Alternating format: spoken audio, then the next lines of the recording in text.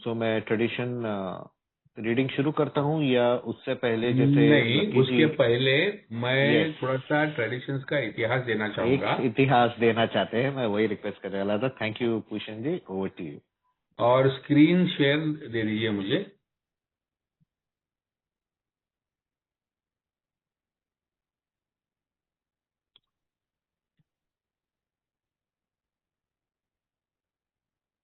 Can you start the screen sharing? आप करिए ना, अभी को होस्ट हो ना आप? नहीं हूं। अच्छा, तो चंदू बना देना को होस्ट।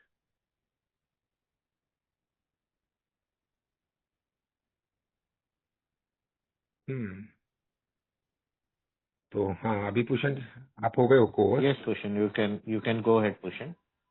ओके। सो नमस्ते भाइयों, मेरा नाम भूषण है और मैं एक शराबी हूँ।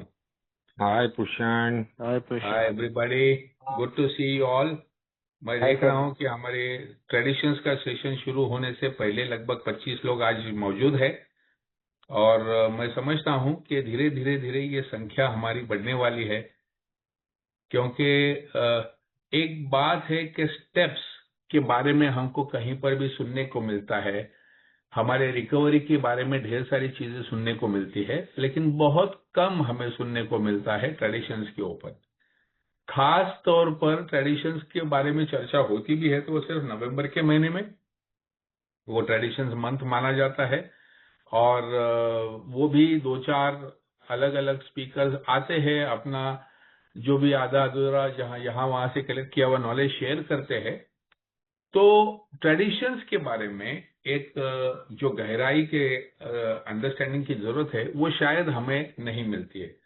तो चलो, ये किताब के ये 12 ट्रेडिशंस हम लोग पढ़ने जा रहे, तो वो उसके पहले थोड़ी सी बैकग्राउंड में आपको शेयर करना चाहूंगा।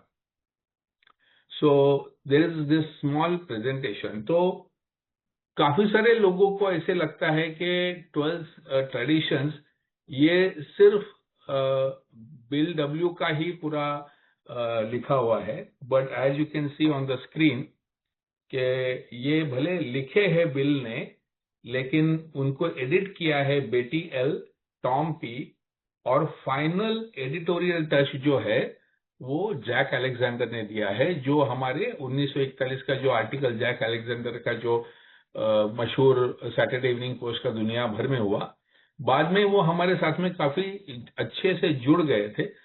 तो ट्रेडिशंस का जो फाइनल स्वरूप हम जो देखते हैं उसमें काफी सारे लोग जुड़े हुए हैं। तो चलो नेक्स्ट स्लाइड पे जाते हैं। Where do I get the screen? हाँ, ओके। सो जैसे आप सभी लोग जानते हो कि 1934 में दिसंबर 11, यानी अभी कल, बिल विल्सन सोबर हुए थे। 1935 में जून 10 तारीख को डॉक्टर बॉब सोबर हुए थे और एए की शुरुआत हुई थी। लगभग 1938 में हमारी टोटल स्ट्रेंथ 40 लोगों की थी और हमने अल्कोहलिक फाउंडेशन बनाई, एक ट्रस्टीशिप। उसका हेतु ये था कि हम अपनी किताब लिखने को शुरुआत किए थे। हमें अंदाजा था कि हमारी किताब जब बनेगी हमारे अनुभवों के ऊपर आधारित, तो वो बहुत सारी मात्रा में बिक्री होगी, ढेर सारा पैसा आएगा, और ये पैसा संभालना शायद हम शराबियों को पॉसिबल नहीं होगा। इसके लिए जो ट्रस्टीशिप बनाई गई, उसमें जो 7 ट्रस्टी थे उसमें से 3 अल्कोहलिक, जो कि बिल, बॉब और हैंक पी, ये 3 ट्रस्टीज अल्कोहलिक थे, और 4 नॉन अल्कोहलिक थे। उनमें से भी जो 2 थे, फ्रैंक अमॉस और बर्नार्ड स्मिथ, ये लोग जो है, बर्नार्ड स्मिथ तो बिल को रिलेटेड भी थे और एक फेमस लॉयर थे, और ये लोग रॉकफेलर फाउंडेशन के साथ में जुड़े हुए थे। हमारा हेतु ये था कि रॉकफेलर फाउंडेशन को अगर ये पसंद आया तो एक बहुत बड़ा चैरिटी हमारे को मिल सकता है, जिससे आगे का काम बहुत बढ़िया हो सकता है। आप सभी जानते हो कि 1939 में अप्रैल महीने में हमारी किताब अल्कोहलिक्स अनोनिमस छप गई। और जब भी वो किताब छपी, वो टाइम पे लोग बोलते हैं कि वी द फर्स्ट 100 अल्कोहलिक्स करके हम बोलते हैं। लेकिन कई जो हिस्टोरियंस है, उस टाइम के जो लेखक थे, जो लोग जुड़े हुए, जिन्होंने अभ्यास किया हुआ इस विषय का, उनको ऐसे लगता है कि शायद रिकॉर्ड पर देखते हो तो सिर्फ 79 ही मेंबर्स थे। लेकिन 79 ऐसा ऑड नंबर बोलने से 100 बोलना अच्छा रहेगा, ये हेतु से 100 मेंबर्स का बात छेड़ा गया था। चलो आगे बढ़ते हैं।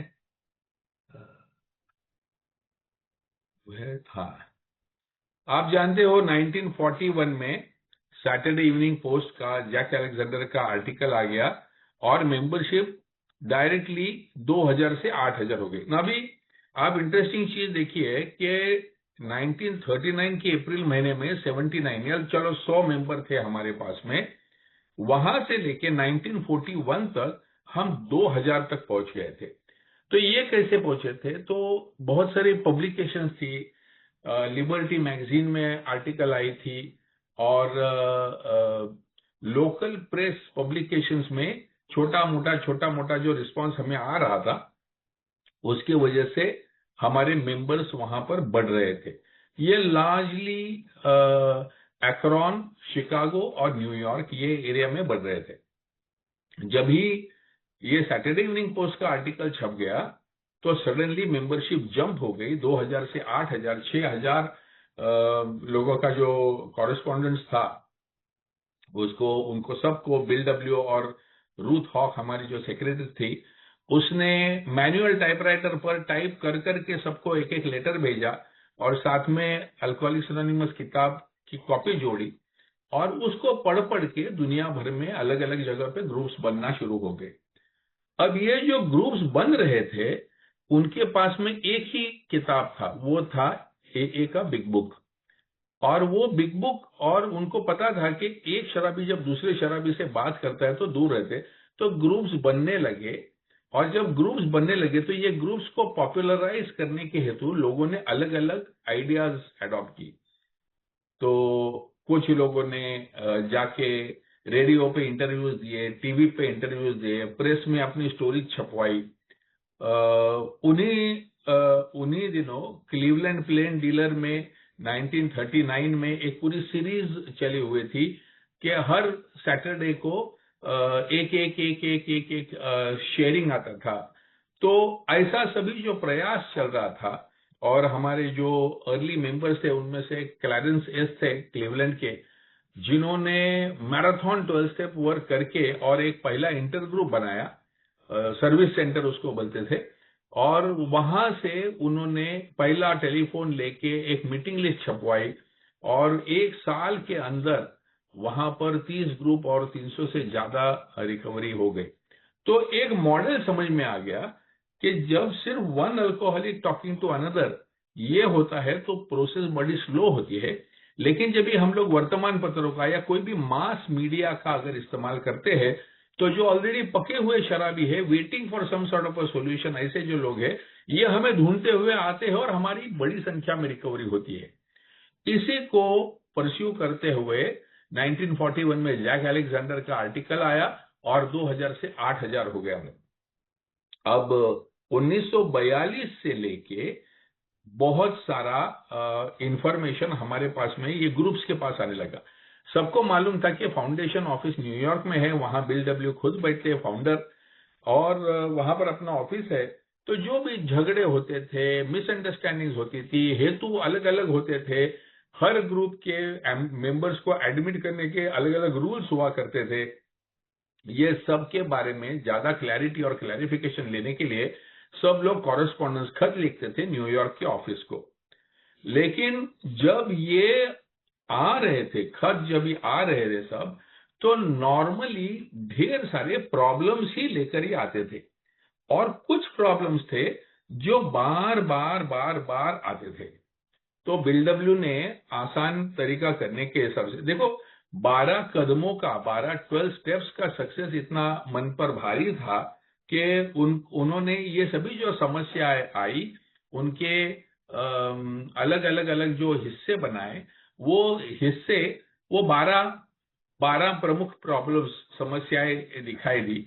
और ये वहां से उनके मन में विचार आया कि हमें कोई ना कोई तो भी सेट ऑफ गाइडलाइंस रिक्वायर्ड है, कुछ ना कुछ ऐसे सूत्र, कुछ ना कुछ ऐसे मार्गदर्शक तत्वों की आवश्यकता है कि ये हमारे अंदर के जो झगड़े हैं, हमारे अंदर का जो ये तनाव है, ग्रुपों के अंदर का तनाव, तो ये जो है ये हम में से कम हो जाएगा।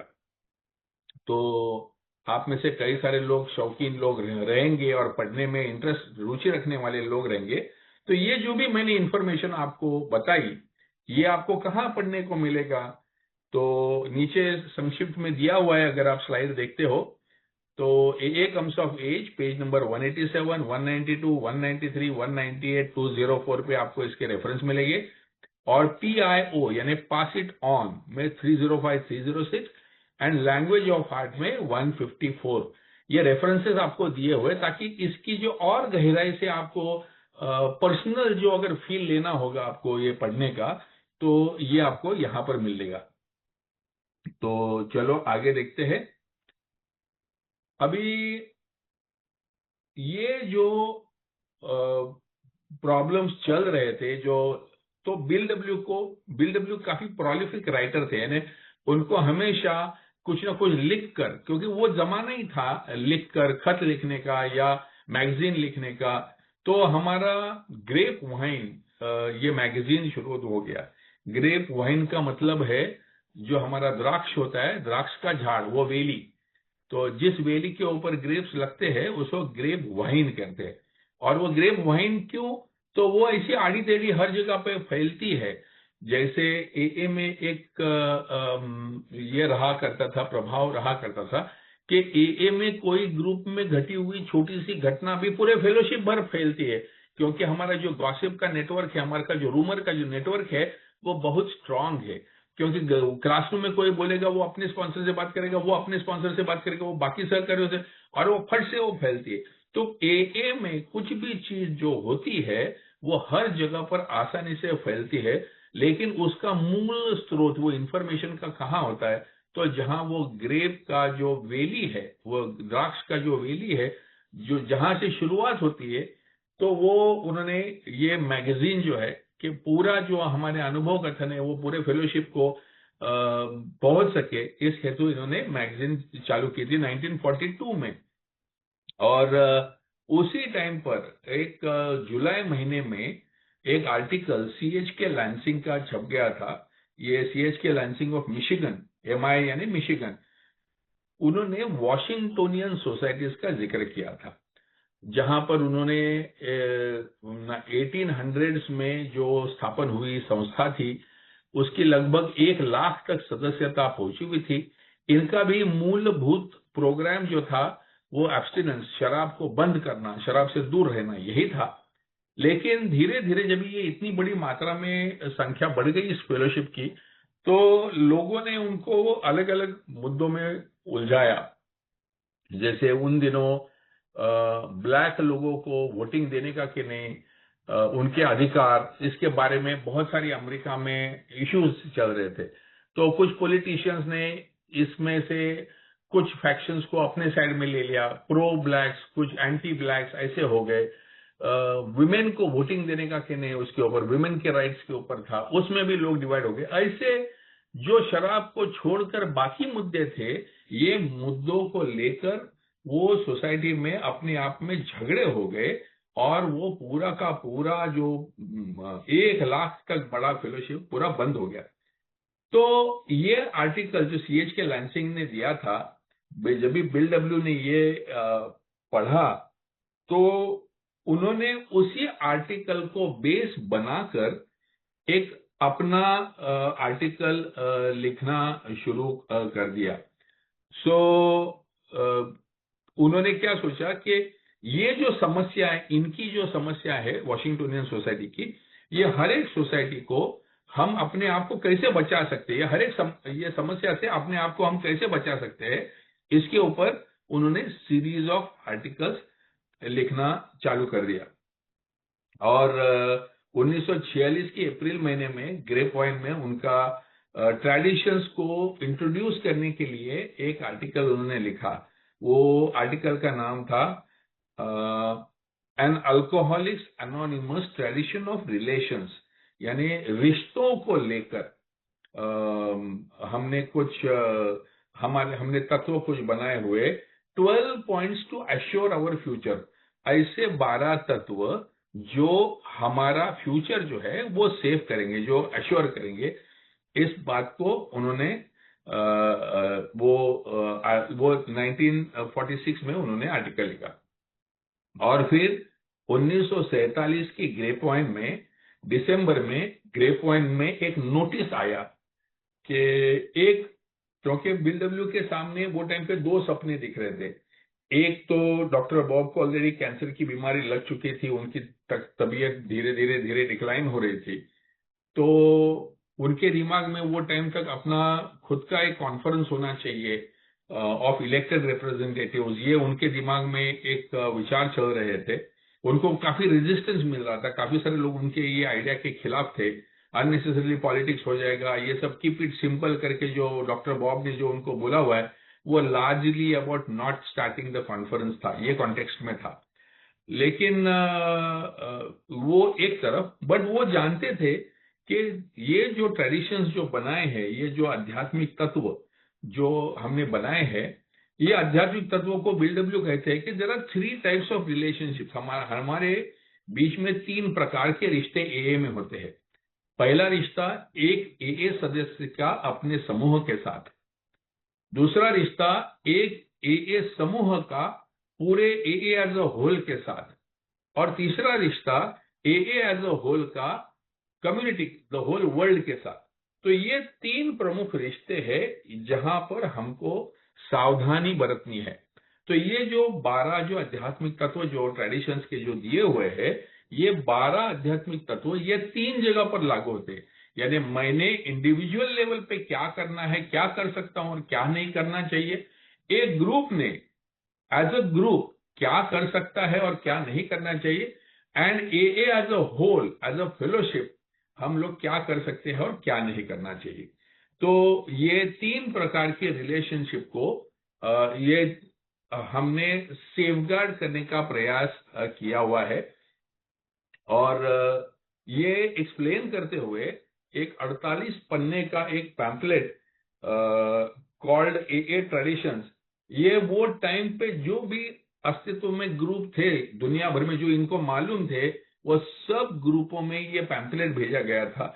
इनफैक्ट बिल डब्ल्यू पूरे नॉर्थ से लेकर साउथ तक अमेरिका में जहां पर भी इंग्लिश स्पीकिंग लोग थे वहां पर खुद ट्रैवल किया, ग्रुपों में जाके उन्होंने ट्रेडिशंस के बारे में बात किया और इसका महत्व क्या है वो लोगों को समझने में मदद की।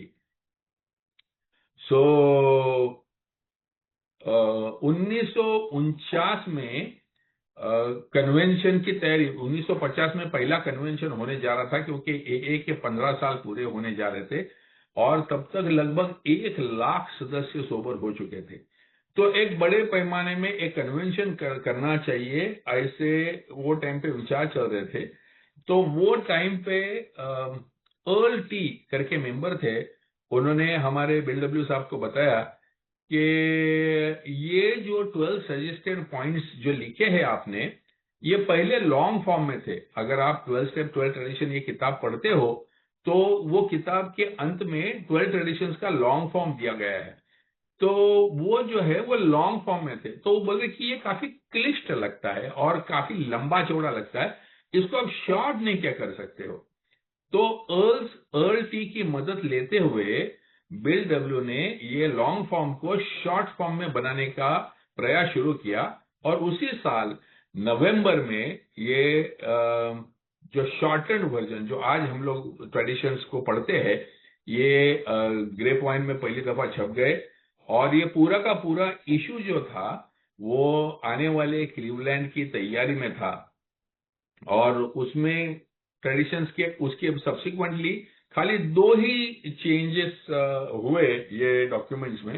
एक तो पहला प्राइमरी स्पिरिचुअल एम वो बदलकर उसको प्राइमरी पर्पस किया गया और छठे ट्रेडिशन में प्रिंसिपल्स अबव पर्सनैलिटीज हुआ करता था, उसको प्रिंसिपल्स बिफोर पर्सनालिटीज किया गया। तो ये 2 चेंजेस करते हुए 1950 में एए की जो 15वीं एनिवर्सरी थी और क्लीवलैंड में जब ये फर्स्ट इंटरनेशनल कन्वेंशन था, क्लीवलैंड वो इसलिए डिसाइड किया था कि वो टाइम पे highest membership of a single town was in Cleveland, तो इसके लिए क्लीवलैंड ये डेस्टिनेशन शॉर्टलिस्ट हुआ था और 3000 लोग उस कन्वेंशन में हाजिर थे। और वो उसमें बिल डब्ल्यू ने सबको पूछा कि ये मैं आज आपको ये 12 ट्रेडिशंस हमारी परंपरा आपको सामने प्रेजेंट करता हूं और आप खड़े होकर आपका एक्सेप्टेंस दीजिए। और एक साथ में एक मत में 3000 लोग जो उस कन्वेंशन थे, सभी लोग खड़े हो गए और तालियां बजा के उन्होंने ये ट्रेडिशंस को स्वीकृति दे दी। दोस्तों, अब इसके बारे में भी जो ज्यादा जानकारी चाहिए वो आप A comes of age page number 43, language of art 121 and pass it on 338, इसमें ये इसके बारे में अधिक जानकारी आपको अगर चाहिए तो वो आपको मिलेगी। ये जो प्रेजेंटेशन है, ये प्रेजेंटेशन भी जो लोग इच्छुक है वो वहां पर मैसेज डालिए, मैं आपको बाद में ये प्रेजेंटेशन भी शेयर कर सकूंगा। आप इसके ऊपर खुद का वर्किंग करके जहां संभव हो, जहां आपको करने का मौका मिले, वहां पर ये प्रेजेंटेशन जरूर करिएगा। बाद में 1951 से बिल डब्ल्यू ने किताब लिखने को ले लिया और ये 12 स्टेप्स एंड 12 ट्रेडिशन, ये जो किताब है वो 1953 में पब्लिश हो गया। और इसका नाम जो है वो उसको डिस्क्राइब करते हुए बिल डब्ल्यू कहते हैं कि ये जो एक छोटी सी किताब है, ये हमारा टेक्स्ट बुक है जो कि हमारे एए के 24 जो प्राथमिक तत्व है और उनका हमारे निजी जिंदगी में और सामुदायिक जिंदगी में किस प्रकार से काम करता है, वो बड़ी बारीकाई से हमने आपके सामने रखने का प्रयास किया है। ये पूरा जो किताब है, ये किताब लिखने में बिल डब्ल्यू को बेटी एल, टॉम पी और जैक अलेक्जेंडर ने एडिटिंग करने में मदद की। तो ये है दोस्तों ये ट्रेडिशंस के पीछे का इतिहास। तो बिल डब्ल्यू वहां पर कहते हैं कि almost any AA can tell you what our group problems are. ये आपको AA tradition how it develop नाम का एक पैम्पलेट है, खूबसूरत पैम्पलेट है, हिंदी में है या नहीं मैं नहीं जानता हूं। तो ये पैम्पलेट में से ये पैसेज मैंने उठाया है जहां पर बिल डब्ल्यू बड़ी प्यार से उसके बारे में कहता है कि ऑलमोस्ट एनी ए, कोई भी ए सदस्य आपको बता सकता है कि हमारे समूह के प्रॉब्लम्स क्या है। ये प्रॉब्लम्स जो है वो प्राथमिकता नाते संबंधों के है। वो कैसे कैसे? वन विद द अदर, एक का दूसरे के साथ, एंड दुनिया के साथ। They involve relations of the AA to his group, a member का उसके समूह के साथ, relation of his group to Alcoholics Anonymous and the place of Alcoholics Anonymous and the troubled sea called modern society, यानी Alcoholics Anonymous और ये जो modern society है उनके साथ, where all humankind must presently shipwreck and और find haven. हम लोग सभी, पूरा दुनिया, पूरा यूनिवर्स जो है, पूरे जो दुनिया के लोग हैं वो अलग अलग प्रकार के आध्यात्मिक बैंक्रप्सी में स्ट्रगल कर रहे हैं, कंफ्यूजन में, लॉस्ट है। तो हमारे ये सभी संबंधों को ये व्यतीत करता है। Terribly relevant is the problem of our basic structure and our attitude towards those ever-pressing questions of leadership, money and authority. तो ये जो ट्रेडिशंस है वो कहां पर है, उसका सेंटर क्या है, उसका फोकस क्या है? तो वो है हमारा स्ट्रक्चर, हमारा एटीट्यूड और हमारे questions of leadership, money and authority. तो यहां पर ये जो भी दुनिया में समस्या होते हैं, किसी देश में होते हैं, दो पॉलिटिकल पार्टीज में होते हैं, दो देशों के बीच होते हैं, दो राष्ट्रों के बीच या स्टेट्स के बीच होते हैं, they are all problems of leadership, money and authority. इसके लिए ये तीन, और इनके बगैर तो दुनिया चलती नहीं है ना, तो ये तीन को होना भी चाहिए। लेकिन ये तीन जब भी होंगे तो झगड़े तो होने वाले, रिलेशनशिप खराब होने वाले हैं। तो ये तीन को एए ने किस प्रकार से अपनाया है, ये बताने के लिए ये ट्रेडिशंस की संकल्पना हुई है। The future may well depend on how we feel and act about things that are controversial and how we regard our public relations. तो बिल कहते हैं कि हमारा जो भविष्य है वो उसी के ऊपर निर्भर होगा कि हम किसी भी प्रकार की कंट्रोवर्सी से कैसे बचे रहेंगे और हमारे पब्लिक रिलेशन सेफ कैसे रहेंगे. Our final destiny will almost surely hang upon what we presently decide to do with this danger fraught issue. हम लंबा चलेंगे या डूब जाएंगे, हम आपस में झगड़ा करके मर जाएंगे या हम सभी होने वाले प्रॉब्लम्स को सरवाइव कर जाएंगे. ये सभी जो डेंजर है, फेलोशिप के डेंजर जो है, उनको सबको संभालने के हेतु फाइनली ऊपर वाला जो चाहेगा वही होगा, लेकिन इनको सबको समझकर संभालने हेतु हमने ये ट्रेडिशंस को जन्म दिया है. इस प्रकार का इंट्रोडक्शन देते हुए बिल डब्ल्यू ये ट्रेडिशंस के बारे में बात करते हैं और मैं यहीं पर रोकना चाहूंगा. बाकी का जो प्रेजेंटेशन है वो अभी फिलहाल रिलेटेड नहीं है. सो हम लोग जब भी उस टाइम पे आएंगे, वो मुद्दे पे आएंगे, वो टाइम पे मैं आगे आपको और थोड़ा गहराई के साथ में ये सब चीजों के ऊपर बात करते जाऊंगा.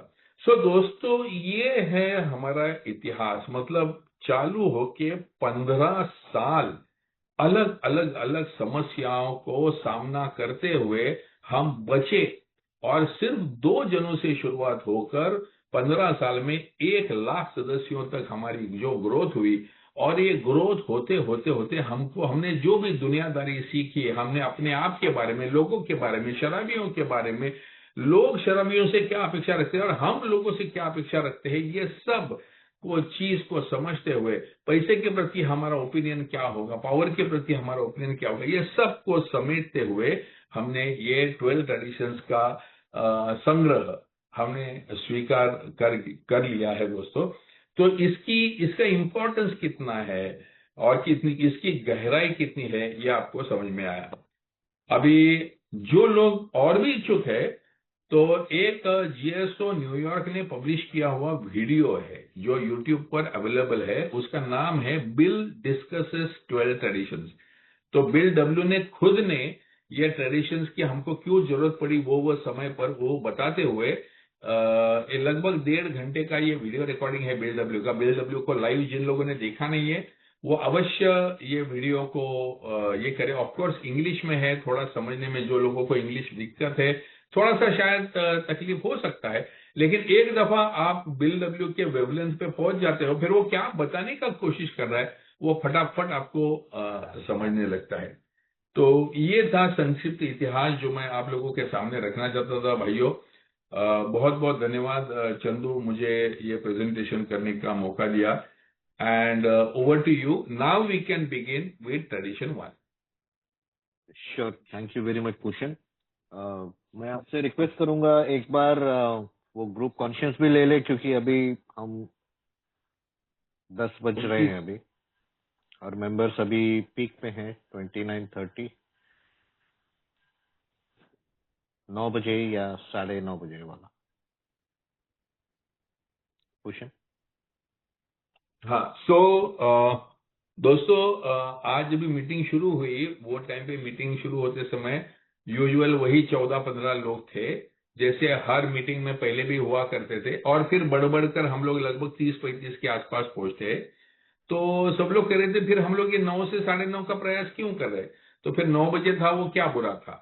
तो यहाँ पर एक सिंपल सा सवाल ये है कि व्हाट डू यू प्रीफर, 9 से 10:30 यही समय बेहतर था या ये 9:30 से 11 वाला जो समय है ये ज्यादा सुटेबल है. ये सवाल हमने सोचा था कि जब 30-32 लोग होंगे हमारे बीच में तभी हम लोग ये सवाल उठाएंगे.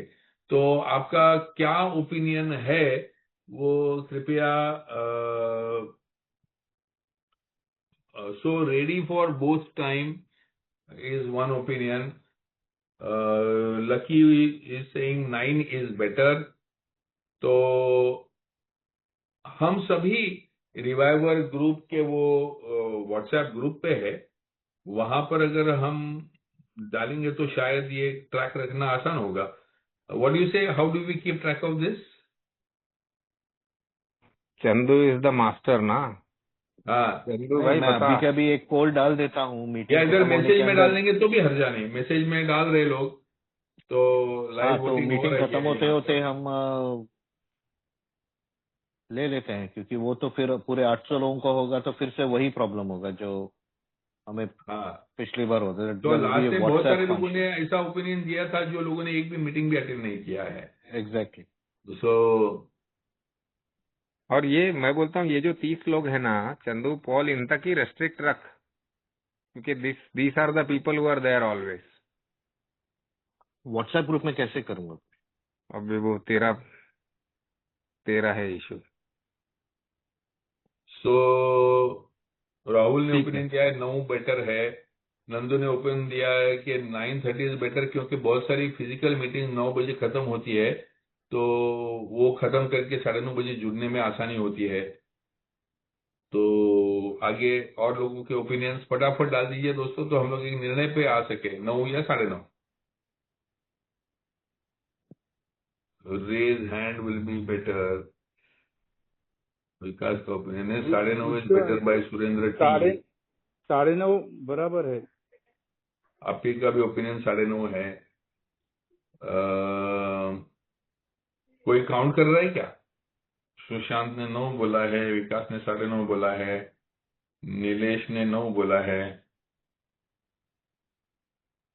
अरे 9 से 10:30 में क्या होता है कि कभी 5-10 मिनट आगे भी हो गया मीटिंग तो भी प्रॉब्लम नहीं है, लेकिन फिर वो एक बार 9:30 से 11 और फिर उसमें 5-10 मिनट आगे, मेरे को डिफिकल्टी है वो, बाकी कुछ नहीं. या क्योंकि यूजुअली एक 10-15 मिनट तो आगे चलता है, या ऐसा तो 11 के आगे चलेगा तो फिर तकलीफ हो सकती है ऐसा. हाँ, फिर अगला दिन जाता है. मेरा तो हम्म, तकलीफ हो जाती है, फिर मेरे को नींद नहीं आती है. ओके. बाकी अभी जब यहाँ पे मीटिंग होती है तो मैं नौ प्रकाश की मीटिंग को नहीं जाता हूँ ना, क्योंकि फ्राइडे की मीटिंग है तो मालूम है 9 बजे की इधर मीटिंग है तो फिजिकल नहीं कर सकता हूँ. बाकी मैं 5 दिन तो कर ही सकता हूँ ना फिजिकल मीटिंग. यस. 5-6 दिन अगर मैं मीटिंग नहीं करूँ और इसी दिन मुझे 2 मीटिंग करनी है, एनीवेज चलो वो ये मेरे ओपिनियन है, बाकी जैसा जिसको जमे. ये जुपिटर मीटिंग जिंदा रखने के लिए मैं 9:30 बोल रहा था, अदरवाइज ओके. सो ठाणे में एक मीटिंग होती है जो फ्राइडे को ही होती है और 7 से 8:30 होती है, लेकिन वो खत्म करके घर में पहुंचना पॉसिबल नहीं होता है 9 बजे तक. इसके लिए कुछ लोग वहां पर जुड़ नहीं पाते हैं. सो ये नंदू का कंसर्न था. सबने कर दिया कि भाई अपना चैट पे तो 14 जन का आया है चैट अभी तक, हम्म. बाकी भी डालने प्लीज. बोल रहा हूँ.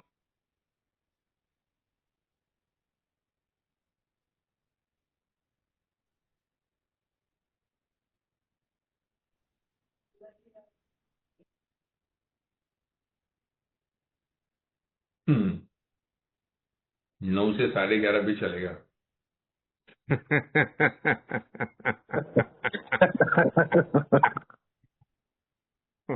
आई थिंक ओनली लकी का इंडिविजुअल प्रॉब्लम है.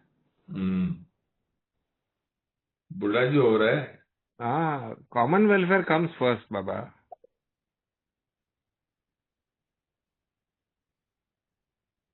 ठीक है. I think most of the people are open to the time. I think वो सबका ओपिनियन यही दिख रहा है कि सीखना, ट्रेडिशन सीखना ज्यादा महत्वपूर्ण है. 9 क्या और 9:30 क्या, वो तो अगर ये सुनना है तो थोड़ा बहुत बाकी के चीजों को हमको प्रायोरिटाइज करना पड़ेगा और इसको प्रायोरिटी देनी पड़ेगी. तो आई डोंट थिंक कोई anybody has a significant problem in 9 o'clock. So I think next meeting onward should we go back to our 9 o'clock time. Compromise 9:15. क्या फर्क, 15 मिनट से.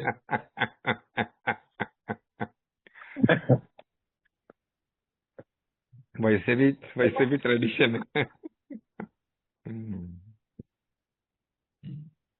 9 बजे चालू करते हैं। पहले 5-7 मिनट तो हमारे ओपनिंग प्रेयर, प्रीएम्बल, तैयारी में, रिकॉर्डिंग में लगी जाते हैं। Let us keep it 9 to 10:30 और फिर आगे देखेंगे कैसा होता है। ये 12 ट्रेडिशन तो कर लें। पहला ट्रेडिशन पढ़े। ठीक है, चलो शुरुआत करिए। I think we have given enough time for this discussion. Okay. Tradition 1. Am I audible? Yes. Yes, clear. Okay. Tradition 1. Our common welfare should come first. Personal recovery depends upon AA unity. The unity of Alcoholics Anonymous is the most cherished quality our society has.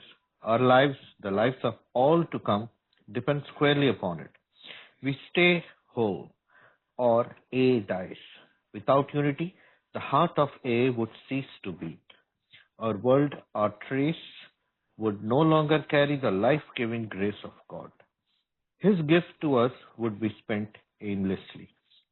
Back again in their caves, alcoholics would approach us and say, "What a great thing AA might have been." Lucky ji, ये sentence मेरे को जब भी पढ़ता हूँ ना, ultimate लगता है। Back again in their caves वाला। Okay. Does this mean, some will anxiously ask, that in A, the individual doesn't count for much? Is he to be dominated by his group and swallowed up in it? We may certainly answer this question with a loud no. We believe there isn't fellowship on earth which lavishes more devoted care upon its individual members. Surely there is none which more jealously guards the individual's right to think, talk, and act as he wishes. No A can compel another to do anything. Nobody can be punished or expelled. 12 steps to recovery are suggestions. The 12 traditions which guarantee A's unity contain not a single don't. They repeatedly say we ought, but never you must. To many minds, all this liberty for individuals spells sheer anarchy. Every newcomer, every friend who looks at A for the first time is greatly puzzled. They see liberty verging on license, yet they recognized at once that A has an irresistible strength of purpose and action. How, they ask, can such a crowd of anarchists function at all? How can they be possibly place their common welfare first? What in heaven's name holds them together? Those who look closely soon बस have the key. Bas? Okay. Over to you, Lucky. Yes, thank you. नमस्ते दोस्तों, मेरा नाम lucky, मैं एक शराबी हूँ। परमेश्वर कृपा, अल्कोहलिक्स एनोनिमस का मार्गदर्शन, आज के दिन शराब के पहले गुट से दूर हूँ। रिवाइवर ग्रुप का मेंबर हूँ। स्पॉन्सर लिया हुआ है। एक के तत्वों पे आधारित जीवन जी रहा हूँ और आज अच्छा लग रहा है ट्रेडिशंस के बारे में बात करते हुए, पोषण से वो इतिहास सुनते हुए, और हमारे जीवन में अल्कोहलिक्स एनोनिमस का इतना महत्व है कि इसके बिना तो जीवन ही नहीं था। तो ये जीवनदायक संगठन है और मुझे उसकी तत्वों से पूरी पहचान नहीं है, तो फिर से एक बार आज तत्वों की पहचान करके लेने का मौका मिला है, जिसके लिए मैं आभारी हूँ। हिंदी में अनुवाद कम, थोड़ा ब्रीफ समरी ऐसा है कि अल्कोहलिक्स हम सभी का कल्याण पहले, व्यक्तिगत सुधारना जो है वो ए के यूनिटी पे डिपेंडेंट है, ए के ऐक्य पर निर्भर करती है।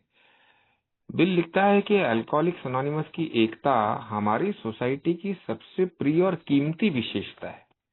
हमारी जिंदगियां और हम सब के बाद आने वालों की जिंदगियां पूरी तरह इसी पर निर्भर करती हैं।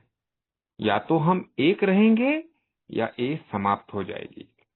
एकता के बिना ए का हृदय धड़कना बंद कर देगा। हमारी दुनिया की धमनियों में अब ईश्वर की जीवनदायी कृपा प्रवाहित नहीं होगी। उनका दिया हुआ उपहार दिशाहीन होकर व्यर्थ हो जाएगा। फिर शराबी अपनी गुफाओं में लौट जाएंगे और हमसे कहेंगे, ये एक महान चीज बन सकती थी पर तुमने इसे खो दिया। इसका मतलब यह है कि कुछ लोग चिंता से पूछेंगे कि ए में व्यक्ति की कोई खास अहमियत नहीं रहती क्या? समूह उसे दबा देगा और वो उसके भीतर ही खो जाएगा, ऐसा होगा क्या? तो बिल इसी जवाब का सवाल जो इसने बिल ने खड़ा किया उसका उत्तर देता है कि नहीं, हम मानते हैं कि धरती पर कोई भी ऐसी फेलोशिप अपने सदस्यों पर ए जितना समर्पित ध्यान और प्रेम नहीं देती। निश्चय ही कोई भी फेलोशिप ऐसी नहीं है जो किसी व्यक्ति के सोचने, बोलने और अपने तरीके से काम करने के अधिकार की ए जितना ईर्ष्या भरी रक्षा करती हो। ए में कोई भी सदस्य किसी दूसरे को किसी भी बात के लिए मजबूर नहीं कर सकता, किसी को दंडित नहीं किया जा सकता और ना ही निकाला जा सकता है। हमारी मध्य मुक्ति की 12 कदम, 12 स्टेप्स केवल सुझाव है और एक ही एकता को सुरक्षित रखने वाली 12 परंपराएं भी एक भी मत करो नहीं कहती है। वे बार बार कहती हैं हमें ऐसा करना चाहिए, पर कभी नहीं कहती तुम्हें यह करना ही होगा। इसके अगले पैरा में too many minds this liberty, कई लोगों की नजर में व्यक्ति को दी गई इतनी स्वतंत्रता सीधी सीधी अराजकता लगती है। अनार्की कहता है बिल इसको, कि इतनी स्वतंत्रता दी हुई है। हर नया सदस्य, हर मित्र जो पहली बार ए को देखता है वो बहुत उलझन में पड़ जाता है। उन्हें यहाँ स्वतंत्रता कभी कभी उच्छृंखलता जैसी प्रतीत होती है, फिर भी वो तुरंत पहचान लेते हैं कि ए में उद्देश्य और कर्म की एक अटूट शक्ति मौजूद है। वे पूछते हैं आखिर कैसे यह अराजक से दिखने वाले लोगों का समूह चलता है? ये अपनी सामूहिक कल्याण को पहली प्राथमिकता कैसे दे सकते हैं? आखिर कौन सी शक्ति इन्हें एक साथ बांधे रखती है? Thank you Bhushan, over to you. Thank you lucky.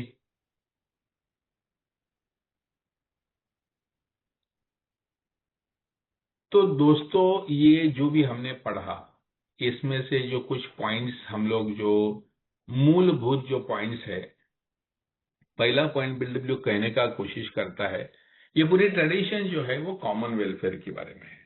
यानी अकेला मैं रहूंगा तो शराब पी के मर जाऊंगा, अगर ग्रुप बचा तो मैं बचा। तो मेरे खुद को बचाने के प्रयास से ज्यादा मेरा प्रयास होना चाहिए मेरे ग्रुप को बचाना।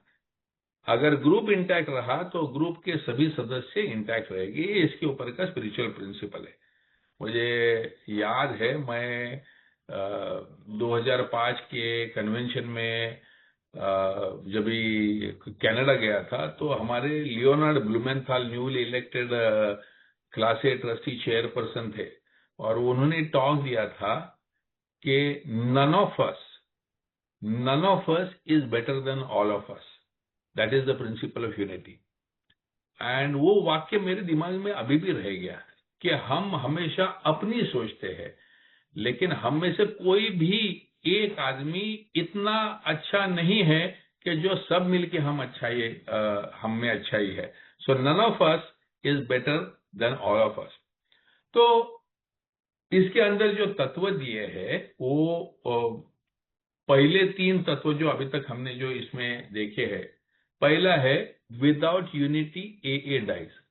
सपोज मैं और लकी रिवाइवर ग्रुप के सदस्य है, कल मेरा और लकी का ईगो कॉन्फ्लिक्ट हो गया और हम दोनों झगड़ पड़े। अब कुछ लोग ऐसे रहेंगे जो लकी को चाहते हैं, लकी के स्पॉन्सीज है, कुछ लोग ऐसे रहेंगे जो मुझे चाहते हैं, जो मेरे स्पॉन्सीज है। अब जब हम दोनों का ईगो कॉन्फ्लिक्ट होता है तो मैं अपने स्पॉन्सीज को बताना चालू करता हूं कि देखो लकी और उसके स्पॉन्सीज कैसे गलत है, और सेम थिंग होती है लकी का उसके स्पॉन्सीज के साथ में, वो उल्टा भड़काना शुरू करते हैं। एज ए रिजल्ट जो अभी सिर्फ मेरा और लकी का जो ईगो कॉन्फ्लिक्ट था, वो मेरे सभी स्पॉन्सीज और उसके सभी स्पॉन्सीज का भी ईगो कॉन्फ्लिक्ट हो गया और फिर झगड़े होने लगते हैं। अच्छा, मैं और लकी शायद हम कई सालों से यहाँ पर है, तो हम दोनों एक दूसरे की दुश्मनी को बर्दाश्त करके एक जगह पर शायद रह भी सकेंगे, लेकिन जो हमारे स्पॉन्सीज है, जो शायद 6 महीना सोबर, 1 साल सोबर, 3 साल सोबर वाले जो लोग हैं, ये जब भी आपस में लड़ पड़ेंगे तो ये या तो शराब पिएंगे, या तो एक दूसरे के साथ झगड़ा करेंगे, ग्रुपिज्म होगा, पॉलिटिक्स होगा और ग्रुप टूटेगा। तो अगर ग्रुप्स बंद पड़ेंगे, आपने कई सारे, अगर आपने अगल बगल में जरा देखा होगा, तो कोरोना के पहले जितने ग्रुप्स थे और कोरोना के बाद में जितने ग्रुप्स हैं, इसमें काफी बड़ी मात्रा में गिरावट आई है। तो गिरावट क्यों आई? वो ग्रुप्स वापस चालू क्यों नहीं हुए? अगर आप देखोगे तो यहां पर हमेशा आपको यूनिटी की समस्या दिखाई देगी, क्योंकि वहां पर जो ग्रुप में जो स्थित मेंबर्स थे, उनको वो ग्रुप में से जो सेरेनिटी मिल रही थी, उससे ज्यादा उनको तकलीफ या हेडेक या झगड़े या बाकी समस्या उनको ज्यादा लग रही थी। तो जब ये बंद हो गया तो उन्होंने वो बहाना करके वो अलग अलग ग्रुपों में फैल गए या ऑनलाइन चले गए। जाने देना, वो लकी का मुंह देखने से बेटर है, मैं मीटिंग बंद ही हो गई तो मैं मेरा जाना ही बंद कर देता हूं। सो हमेशा जब भी ग्रुप्स बंद होते हैं तो उनके पीछे हमेशा ईगो कॉन्फ्लिक्ट्स और यूनिटी को लेकर जो तकलीफ है वही होती है। यूजुअली जो ओल्ड टाइमर्स और मिडिल टाइमर्स के बीच में का जो कॉन्फ्लिक्ट होता है, ये उसके वजह से होता है। चलो ठीक है, वो ग्रुप तो बंद हो गया। धीरे धीरे धीरे आपने कुछ शहर, कुछ गांव ऐसे आपको दिखाई देंगे जहां ए पहले चलती थी, अभी ए वहां पर है ही नहीं। अब देखिए कि वहां पर समझो मैं और लकी दोनों, भले हम दोनों का ईगो कॉन्फ्लिक्ट था, लेकिन कम से कम हम ए के लिए काम करने को तो तैयार थे। कम से कम थाने में जो इंटर ग्रुप है, वहां पर जो पदाधिकारी जा रहे थे, उनको हम लोग कुछ ना कुछ समझा के तो भेज रहे थे। कम से कम हमारा फाइनेंशियल सपोर्ट तो कर रहे थे। अब जब ए ही बंद हो गई तो इंटर ग्रुप कैसे चलेगा? अब अगर थाना में पहले 15-17 ग्रुप थे, अभी उसमें से सिर्फ 5 ही फंक्शनल है, तो आने वाला पैसा कम आएगा, आने वाले रिसोर्सेज कम आएंगे, आने वाले आदमी कम आएंगे, पोजीशंस भरने के लिए लोग नहीं रहेंगे, तो सर्विसेज टिक नहीं पाएगी। सर्विसेज नहीं टिकेगी तो संदेश वहन का जो कार्य है वो अधूरा रह जाएगा। आज जब 10 ग्रुप है, एक साथ में जुड़े हुए रहते हैं, तो साथ में आकर वो 10 के 20 ग्रुप हो सकते हैं। 200 लोगों का रिकवरी है, वहां से 400, 600, 1000 लोगों का रिकवरी हो सकता है। लेकिन जब सर्विसेज टूट जाएंगी, जब तक ग्रुप टूट रहा था तो कुछ ही लोगों का तकलीफ हो रहा था, लेकिन अगर एक आधा सर्विस सेंटर बंद हो जाए, अगर समझो एक आधा इंटर ग्रुप बंद हो जाए, तो वो जो काम कर रहा था, हजारों तक ये संदेश वहन लेके जाने का जो काम कर रहा था, तो वो हजारों लोग को अभी शराबियत की वजह से मरना पड़ेगा, क्योंकि ए मेंबर्स अपने समूह को बचा नहीं सके, अपने सर्विस सेंटर को बचा नहीं सके। तो इसके लिए बिल आपको अंदर झांक कर देखने को कहता है और बोलता है कि भाई तू सिर्फ तेरे ईगो की सोच रहा है, तेरी जगह की, तेरे बोर्डम की, तेरे सर्विस की, तेरे सैक्रिफाइस की सोच रहा है, लेकिन जैसा तू सोच रहा है वैसा हर एक व्यक्ति वही सोचता है। कल समझो मैं बोलूंगा यार छोड़, 32 साल से मैं यहां पर आ रहा हूं, 33 साल से मैं, 34 साल से मैं रिवाइवर ग्रुप में आ रहा हूं, बस हो गया अभी, अब नए मेंबर आगे आएंगे तो आएंगे, नहीं आने गए तो उनकी मर्जी, मैंने थोड़ी ठेका लिया है करके मैं अगर हट जाऊंगा सोचते हुए कि मेरी जरूरत नहीं, लोग आएंगे आगे, तो आगे जाके जो मेरे को सुनने को वहां पर आए हैं वो लोग बोलेंगे अभी क्या है यार, अभी तो ऑपरेशन भी नहीं आता है, तो मैंने थोड़ी ठेका लिया, मैं थोड़ी वो मैं भी नहीं जाऊंगा, तो वो नहीं आएंगे। अब वो भी नहीं आते हैं तो अटेंडेंस एकदम 2 या 4 पे आएगा, ग्रुप चलाने के लिए कोई नहीं है, तो ग्रुप चलाने के लिए कोई नहीं, तो बाकी लोग भी बोलेंगे यार वो रिवाइवर ग्रुप में जाके क्या 2-3 लोग बैठे रहते, उधर जाके उससे बेटर है हम लोग दूसरे ग्रुप में जाते, वहां पर 50 लोग बैठे हुए रहते। सो धीरे धीरे धीरे धीरे धीरे वो लोग भी चले जाएंगे। So what I think is my problem, मैं जो सोचता हूं कि मेरा प्रॉब्लम है, ये मेरा प्रॉब्लम नहीं है, ये बहुत जल्द पूरे फेलोशिप का प्रॉब्लम हो जाता है, और फेलोशिप का प्रॉब्लम हो गया तो सफरिंग अल्कोहलिक के ऊपर अन्याय होता है। तो मेरे ये सेल्फ सेंटर्ड एटीट्यूड की वजह से कि यार मुझे बोर होता है, कौन लंबा जाएगा, 7:30 से 9 जाके बैठने का, वो मेरा खाने का टाइम है, वो मेरा काम का टाइम है, मैं घर पे बैठ के ऑनलाइन मीटिंग नहीं क्या कर सकता, ये मैं स्वार्थी स्वरूप से जब भी सोचता हूं, तब मैं ये नहीं सोचता हूं कि I am actually destroying A as a whole. मैं जो मेरा रोल मैंने प्ले करना था सर्विस में, ग्रुप चलाने में, होप देने में, स्ट्रेंथ देने में, 12 स्टेप कॉल करने में, वो मैं नहीं कर रहा हूं। सो ये एक सिंपल पॉइंट, इतनी सारी मात्राओं को बिल डब्ल्यू ने वो एक छोटे से 4 लाइनर में बताने का प्रयास किया है। और बिल कहता है कि लोग ऐसा सोचते कि अरे यार, ग्रुप के लिए अगर जाना है, वो सर्विस के लिए जाना है, तो हमारा कुछ है कि नहीं यार, इतने साल हो गए, हमको भी तो पिक्चर देखने हैं, हमको भी तो फैमिली के साथ घूमना है, मेरे को तो बच्चों का पढ़ाई लेना है, ये सब चीजें तो हमको करनी है ना, उसका क्या। सो बट ही सेइंग के अरे भाई, मेरा प्रेजेंटेशन क्यों तूने डिलीट कर दिया वहां से।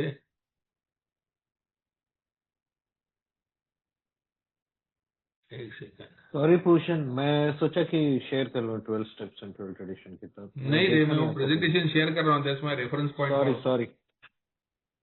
सो बिल डब्ल्यू कहता है कि अल्कोहलिक्स एनोनिमस में सबसे ज्यादा फ्रीडम आपको मिलता है।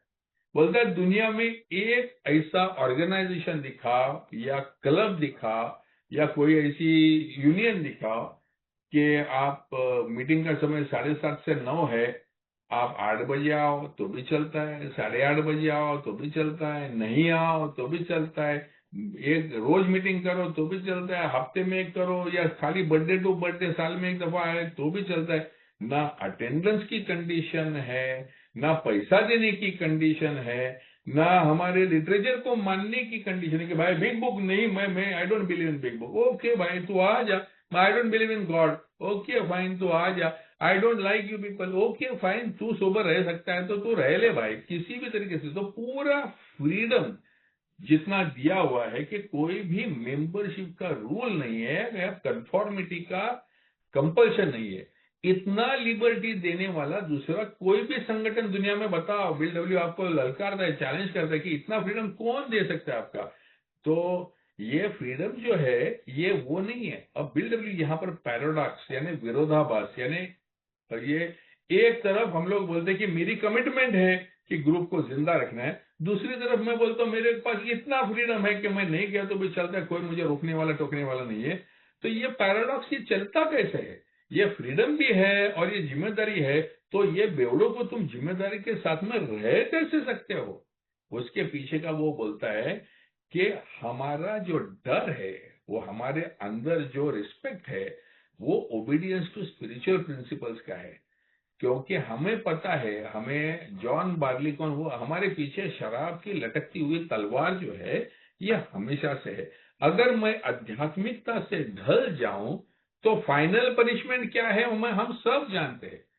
मैं बहक जाऊंगा और बहक जाऊंगा तो मेरे हाथ में शराब आएगी, तो फाइनल पनिशमेंट वो है। तो अगर मुझे वो पनिशमेंट नहीं चाहिए तो मुझे आध्यात्मिकता, मुझे जिम्मेदारी, मुझे डिसिप्लिन ये खुद होकर स्वीकारनी है। जबरदस्ती करके नहीं, अरे यार वो मेरे को जाना ही पड़ता है हर गुरुवार को आधा घंटा, मेरे को बिल्कुल पसंद है, ऐसा करके नहीं जाओ। स्पिरिचुअली जाओ कि मैं 7 बजे जाके मैं जो करूंगा, मेरी जो सेवा रहेगी उसके वजह से वो मीटिंग का एक्सपीरियंस पॉजिटिव होना चाहिए, सबको अच्छा लगना चाहिए। कोई नया मेंबर है तो वो सोबर होना चाहिए, ये मेरी उसके लिए गिफ्ट रहेगी, ये मेरी उसके लिए सेवा रहेगी। ये भाव रख के जब भी मैं जाता हूं तो वो आदमी को मदद होती है कि नहीं वो बात अलग, लेकिन मुझे मदद डेफिनेटली होती है। वो मीटिंग करने का जो पूरा का पूरा आनंद है वो मुझे जरूर प्राप्त होता है। तो ये जो 3 पॉइंट्स है ये यहाँ पर बिल डब्ल्यू ने ये पहले 3 पैराग्राफ्स में कहे हुए। Over to you Chandu. Thank you Bhushan.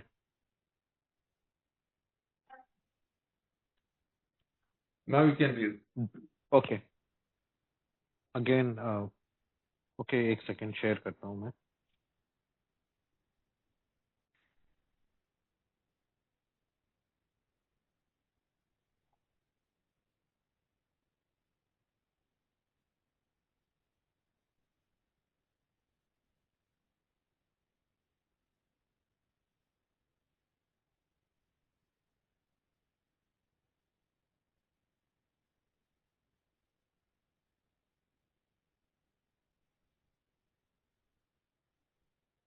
Page में से पढ़ू क्या? नहीं, it's okay. Okay. Those who look closely soon have the key to this strange paradox. The A member has to conform to the principles of recovery. His life actually depends upon obedience to spiritual principles. If he deviates too far, the penalty is sure and swift. He sickens and dies. At first, he goes along because he must, but later he discovers a way of life he really wants to live. Moreover, he finds he cannot keep this priceless gift unless he gives it away. Neither he nor anybody else can survive unless he carries the A message. The moment this 12-step work forms a group, another discovery is made that most individuals cannot recover unless there is a group. Realization dawns that he is but a small part of a great whole, that no personal sacrifice is too great for preservation of the fellowship. He learns that the clamor of desires and ambitions within him must be silenced whenever this could damage the group. It becomes plain that the group must survive or the individual will not. So, at the outset, how best to live and work together as groups become the prime question. In the world about us, we saw personalities destroying whole people.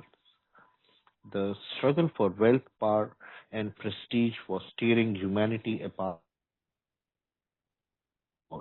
If strong people were stalemated in the search for peace and harmony, what was to become of our erratic band of alcoholics?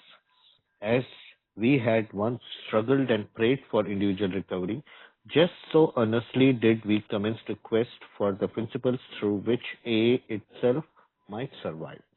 On anvils of experience, the structure of our society was hammered out. Countless times in as many cities and hamlets, we reenacted the story of Eddie Rickenbacker and his courageous company when their plane crashed in the Pacific.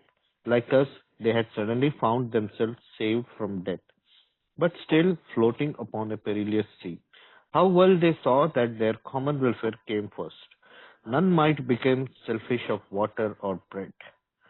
Each needed to consider the others, and in abiding faith, they knew they must find their real strength. And this they did find in measure to transcend all the defects of their frail craft, every test of uncertainty, pain, fear, and despair, and even the death of one. Thus, it has been with A by faith and by works. We have been able to build upon the lessons of an incredible experience. They live today in the 12 traditions of Alcoholics Anonymous, which, God willing, shall sustain us in the unity for so long as He may need us. Thank you. Thank you Chandu. Bill अब आगे, पहले तो bill ने सवाल दोनों खड़े कर दिए और फिर एक तीसरा सवाल आता है जो अभी भूषण ने थोड़ा सा उसके ऊपर शेयर किया कि ए सदस्य को सोब्राइटी के सिद्धांतों के अनुरूप ही चलना पड़ता है क्या? उसकी जिंदगी वास्तव में इन आध्यात्मिक सिद्धांतों की आज्ञाकारिता, ओबीडियंस पर निर्भर करती है। यदि वो इनसे बहुत दूर भटक जाए तो दंड निश्चित और जल्दी से है। वो बीमार पड़ता है और मर भी सकता है।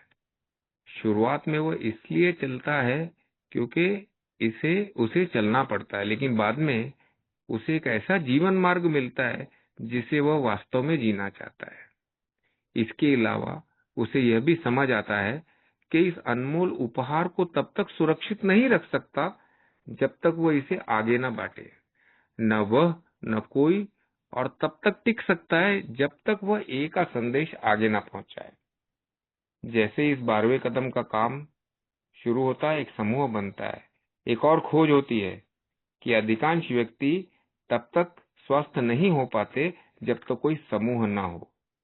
धीरे धीरे ऐसा एहसास होता है कि यह बहुत बड़े संपूर्ण का मात्र एक छोटा सा हिस्सा है और फेलोशिप को सुरक्षित रखने के लिए कोई भी व्यक्तिगत त्याग बड़ा नहीं है।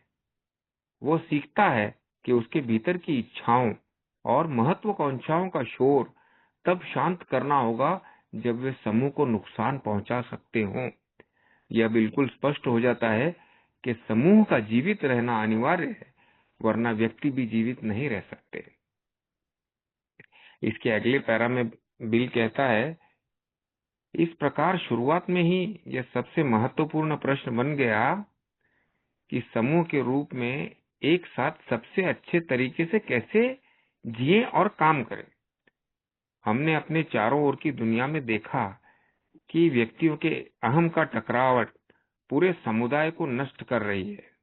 धन, शक्ति और प्रतिष्ठा की लड़ाई ने मानवता को पहले कभी न देखे गए तरीकों से बांट दिया था।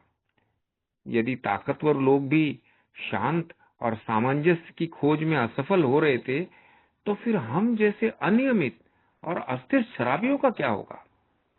जिस तरह हमने कभी व्यक्तिगत नशा मुक्ति के लिए संघर्ष किया और प्रार्थना की थी, उसी गंभीरता और ईमानदारी से हमने उन सिद्धांतों की खोज शुरू की जिनसे स्वयं टिक सके और जीवित रह सके। अनुभव की भट्टियों पर हमारी सोसाइटी की संरचना को आकार दिया गया, ढाला गया और मजबूत बना गया। The structure of society was hammered out on annuals of experience. इसके अगले पैरा में अनगिनत शहरों और कस्बों में हमने एडी रिकनबैर और उनके साहसी साथियों की कहानी को फिर से जिया। बिल यहाँ पे एक यूनिटी का उदाहरण देने के लिए एडी रिकनबैकर की कहानी, जिनका कि प्लेन अटलांटिक महासागर में दुर्घटनाग्रस्त हो गया था।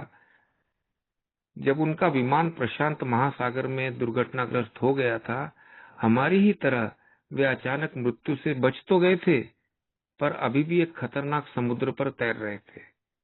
उन्होंने बहुत स्पष्ट रूप से समझ लिया था कि उनकी सामूहिक भलाई सबसे पहले आती है। हवाई जहाज में कई सारे लोग थे और प्लेन क्रैश होने के बाद में वो प्लेन के ऊपर और प्लेन के साथ वाली कश्तियों में एक समूह बच गया था। तो ऐसे में पानी या रोटी के मामले में कोई भी स्वार्थी नहीं हो सकता था। हर व्यक्ति को दूसरों का ध्यान रखना था और गहरे विश्वास में वे जानते थे कि उन्हें अपनी वास्तविक शक्ति उन्हीं में से ढूंढनी होगी। फिर उन्होंने वह शक्ति पाई भी, इतनी कि वह उनके कमजोर साधन की हर कमी और अनिश्चितता, पीड़ा, भय, निराशा, यहाँ तक कि एक साथी की मृत्यु तक हर परीक्षा से ऊपर उठ सकी। लास्ट के पैरा में बिल कंक्लूड करता है इसको कि ए के साथ भी बिल्कुल ऐसा ही हुआ है। विश्वास और कर्म दोनों के सहारे हमने उस अविश्वसनीय अनुभव से मिले सबकों पर अपनी नींव रखी है। आज ये सबक अल्कोहलिक्स एनोनिमस की 12 परंपराओं में जीवित है, जो यदि ईश्वर की इच्छा होगी हमें उतने समय तक एकता में बनाए रखेगी जितने समय तक वो हमसे काम लेना चाहेगी। अंग्रेजी में लास्ट लाइन ऐसी है, which God willing shall sustain us in unity for so long as he may need us. That is the end of tradition 1. Over to you, Pushin. Thank you lucky.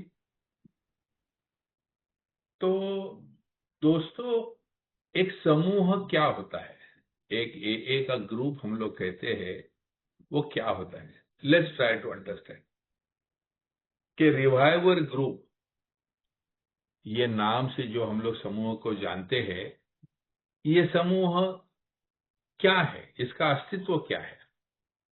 हम लोग Holi cross convent में मिलते हैं हर गुरुवार को शाम को 7:30 से 9 और मंगलवार को। सपोज 7:30 बजे के बदले हम लोग 5:30 बजे मिलना चालू कर दिए, तो भी ये रिवाइवर ग्रुप ही रहेगा। सपोज मंगलवार और गुरुवार के बदले हम लोग सोमवार और बुधवार को मिलना चालू हो जाएंगे, तो भी ये रिवाइवर ग्रुप ही रहेगा। सपोज होली क्रॉस कॉन्वेंट के बदले हम लोग सेंट जॉन बैप्टिस्ट स्कूल में मिलना चालू करेंगे, तो भी ये रिवाइवर ग्रुप ही रहेगा। तो है क्या ये चीज? न जगह से निश्चित है, न समय से निश्चित है, न दिन से निश्चित है। सदस्यों से निश्चित है क्या? तो नहीं। मैं जब इस समूह में आया था 1992 में, वो टाइम पे जो सदस्य थे उनमें से एक भी सदस्य आज यहाँ पर नहीं है, या एक आधा होगा। तो फिर वो सदस्य नहीं रहे, उसके बाद में सैकड़ों सदस्य आए और चले गए, तो फिर सदस्यों से भी नहीं है। कल मैं भी अगर दूसरा ग्रुप ज्वाइन कर लूंगा तो मैं भी यहाँ नहीं रहूंगा, फिर भी रिवाइवर ग्रुप तो रहेगा, तो सदस्यों से भी नहीं जाना जाता है। तो फिर ये जाता किस से जाना जाता है? अगर जगह से नहीं, सदस्य से नहीं, समस्याओं से नहीं, मेंबरशिप से नहीं, पैसा नहीं लेते, स्कूल का भी ठिकाना नहीं, हर जगह पे सबके एहसानों पर यही चलता है, तो रिवाइवर ग्रुप है क्या? इसका अस्तित्व क्या है? ऑब्वियसली बाहर की दुनिया को बौखलाने वाली ये बातें हैं, लेकिन बिल डब्ल्यू ये कहते हैं कि हम जुड़े हैं तो किन चीजों से? हम जुड़े हैं तो सबसे पहले तत्वों से। क्या हम सभी यहां पर आते हैं एए का मीटिंग करने के हेतु? हम लोग में से कुछ लोग यहां पर छोटी मोटी सेवा देते हैं और ये समूह को चालू रखने के लिए मदद करते हैं, लेकिन सभी लोग यहां पर जो आते हैं वो एक दूसरे को जो आदान प्रदान होता है, नए मेंबर्स आते हैं, वो they come in the hope of learning something, मैं कुछ तो भी समझूं, सीखूं और शराब से दूर हो जाऊं, ये प्रयास में आते। पुराने सदस्य है ये नए सदस्यों को मार्गदर्शन करने हेतु और अपनी सेवा देने के हेतु यहाँ पर आते हैं। तो सभी जो ये संबंध है ये एक दूसरे के साथ में लेन देन के व्यवहारों से बने हुए हैं। बिल डब्ल्यू दूसरे एक आर्टिकल में बड़े खूबसूरती के साथ में कहते हैं कि एक न्यू कमर का एक ओल्ड टाइमर के साथ में रिश्ता कैसे होता है। तो जैसे एक आध तूफान में फंसी हुई कश्ती होती है, ये कश्ती में आगे बैठे हुए रहते हैं वो ओल्ड टाइमर्स रहते हैं और जो पीछे बैठे हुए हैं वो न्यू कमर्स रहते हैं। तो जो न्यू कमर्स है वो अपना जो पैडल मारने का काम है, उनको तो दिख भी नहीं रहा है कि बोट जा कहाँ रही है, लैंड कहाँ है, समुद्र कहाँ है, तूफान कहाँ है। वो इसी भरोसे से जा रहे कि आगे बैठे वाले ओल्ड टाइमर्स अगर जा रहे एक दिशा में तो सही जा रहे होंगे, तो वो भरोसा रखते हैं और उनका पैडलिंग का जो काम है वो चालू रखते हैं। और ओल्ड टाइमर्स जो है वो अपने अनुभवों से, उन्होंने ऐसे कई सारे स्टॉर्म सहने के बाद भी उसमें से बच निकलने की वजह से अपने अनुभव के हेतु वो पुराने जो नए सदस्य है उनके भरोसे के पात्र उतरने के हेतु और खुद की जान बचाने के हेतु वो जमीन की तलाश में वो चलते रहते हैं। और ये इस प्रकार का कुछ रिश्ता है। दुनिया में हर प्रकार की अनसर्टेनिटी है, हर प्रकार की समस्या है। अभी परसों की बात है, एक नया सदस्य, नया नहीं कहूंगा मैं, थोड़ा सा मिड टाइमर, वो मुझे बता रहा था कि मेरे पास में ढेर सारे स्पॉन्सेस थे, लेकिन मैं पर्सनल डिफिकल्टी में आ गया, मेरे रिश्ते खराब हो गए, मेरे पत्नी के साथ रिश्ते खराब हो गए, जॉब का रिश्ता खराब हो गया, और मैंने सोचा साला मेरा जिंदगी ही ठिकाने पे नहीं है तो मेरे को स्पॉन्सरशिप करने का क्या अधिकार है। इसके लिए सब स्पॉन्सर्स को मैंने छोड़ दिया। अब देखो हमारी लिमिटेड अंडरस्टैंडिंग कैसी है। बिल डब्ल्यू बोलता है एग्जैक्टली उल्टा इसके काम करने की जरूरत है। सभी लोग तूफान में फंसे हुए हैं, हर एक व्यक्ति के जीवन में किसी न किसी प्रकार की समस्या है। आखिर हम शराबी बनकर जब भी आए तो हम लोग we didn't come in the best of health and finances, हम लोग का एकदम पैसे वाले घर से और सब कुछ ठीक ठाक परिस्थिति में तो आए नहीं, सब कुछ तो लुटा के ही आए थे। तो फिर भी हमने शांतता कैसी मिली? जब भी हमने अपने आप के ऊपर के विचार को निकाल दिया और जो मेरे से ज्यादा पीड़ित है उसको मदद करना चालू कर दिया, तो मेरा पूरा अटेंशन दूसरे की समस्या सुलझाने के ऊपर जब निकल गया तो मेरी समस्या मुझे याद ही नहीं रही, मेरी समस्या मुझे कम लगने लगी। मेरी समस्या को हैंडल करने का उपजत ज्ञान जो है वो मेरे में आने लगा, क्योंकि दूसरे को गाइड करते करते मेरी सत्सद विवेक बुद्धि जागृत हो गई और वो मेरी सत्सद बुद्धि अभी मेरे काम आने लगी। तो यही प्रक्रिया है, देने से ही मैं पा सकता हूं, दूसरे को मदद करने से ही मेरे जीवन की शांतता बरकरार कर सकता हूं। तो मैंने वो मेंबर को बताया, बोला सबसे बड़ी भूल तो तूने वो कर दी, क्योंकि जब भी तूने स्पॉन्सर्स को छोड़ दिया तो तूने लोगों को मदद करना छोड़ दिया, और लोगों को मदद करना छोड़ देने के बाद में बचा क्या? तू और तेरे प्रॉब्लम्स। तो दिन भर 24 घंटा तो तेरी प्रॉब्लम्स की बात करेगा, और वो प्रॉब्लम जिनकी चिंता करके कोई सोल्यूशन तो है नहीं।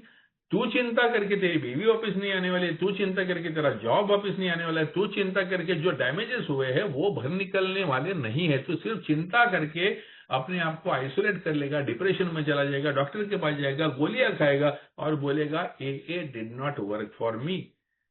इट्स नॉट दैट AA ने तेरे लिए काम नहीं किया भाई, AA ने जो तेरे को बताया हुआ था वो काम तूने नहीं किया। AA ने तेरे को बताया था कि तेरी खुद की समस्याओं में से बाहर आने के लिए learn to pass it on. नए नए मेंबर्स पकड़ और उनको बताना चालू करके भाई ये गलतियां मैंने की और मैं फंस गया, तुम लोग गलतियां मत करो, तुम लोग ये मत करो, तुम लोग वो मत करो, तुम लोग इधर सतर्क रहो, तुम ये खड्डे से बचो। जो हमारे को ये रिश्ता बताया है ओल्ड टाइमर न्यू कमर का, जो एक दूसरे के ऊपर भरोसा, जान एक दूसरे के हाथों में देने वाला जो भरोसा जो है, वहां पर अगर सिर्फ ओल्ड टाइमर होते तो शायद उनके हाथ में उतनी ताकत नहीं होती कि वो किनारे तक पहुंचे। तो न्यू कमर्स का एंथुजियाज्म है जो ये बोट को चलाता है, और ओल्ड टाइमर्स का अनुभव है जो उसे सही दिशा देता है। सो ये दोनों का जो कॉम्बिनेशन है, इसका एग्जैक्ट जो एक्सप्लेनेशन है उन्होंने जो एडी रेकनबेकर की जो ये प्लेन क्रैश पैसिफिक वाली जो है उसमें जो बताया है कि वो समुद्र के ऊपर लैंड हुआ जो विमान, उसके दोनों बाजू के पंखों पर ऐसे फ्लैट में गिरे हुए ये लोग हैं जो उसके ऊपर सोए हुए लोग हैं, उनको मालूम है कि समझो सामने वाले पंख पे इससे 1-2 लोग मर गए तो ये पूरा का पूरा प्लेन टिल्ट हो जाएगा और सभी पानी में डूब जाएंगे। तो उनको मालूम है ये जो एकदम जो बैलेंस जो एकदम डेलिकेट है, अगर हर एक जन सर्वाइव नहीं हुआ तो सब लोग मरेंगे। और इसके लिए उन्होंने जो कुछ भी उनके पास था, थोड़ा सा पानी था, थोड़ा सा जो खाना था, वो एक दूसरे को खिलाते खिलाते जो सबसे कमजोर है उसको पहले खिलाओ, जो सबसे मरने को आया उसको पहले पानी पिलाओ। ऐसा करते करते उन्होंने सबको जिंदा रखने का प्रयास किया। वही अनुभव हमारे पास है।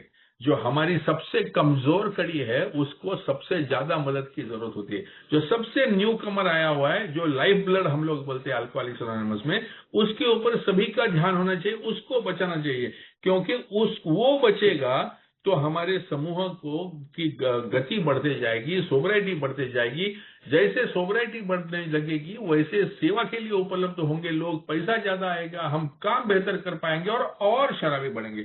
When recovery starts happening, everything multiplies. When the disease sets in, everything disappears. जब झगड़े चालू हो जाते हैं, निगेटिविटी आ जाती है, जेलसी आ जाती है, ओल्ड टाइमर न्यू कमर आना बंद कर देते हैं, तो धीरे धीरे धीरे धीरे धीरे वो ग्रुप सिंक हो जाता है।